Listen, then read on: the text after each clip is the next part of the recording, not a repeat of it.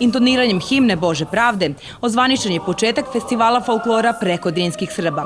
U punoj sali Jovan Đorđević Srpskog narodnog pozorišta smenjivala se igra i pesma naroda sa područja Like, Banije, Korduna, Bosanske krajine i Istočne Hercegovine. Večerašnje druženje, treće po redu, pokazuje bogatstvo kulture srpskog naroda u cjelini, našeg folklora, naših pjesama, naših igara i mislim da je važno da se čuva ta raznolikost srpske kulture i da se ona prikazuje u ovakvim institucijama kao što je Srpsko narodno pozorište.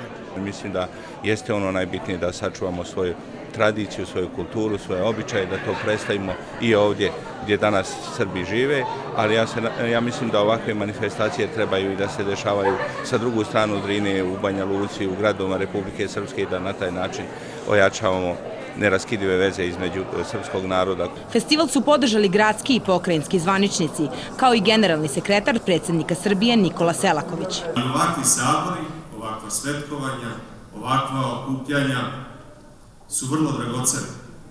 Ona pokazuje da nas nije zahvatila globalizacija, pokazuje da nismo svi isti, osim u jednoj stvari, a to je da smo Srbi, da se time ponosimo. Čovek je uvek dužan svom zavičaju.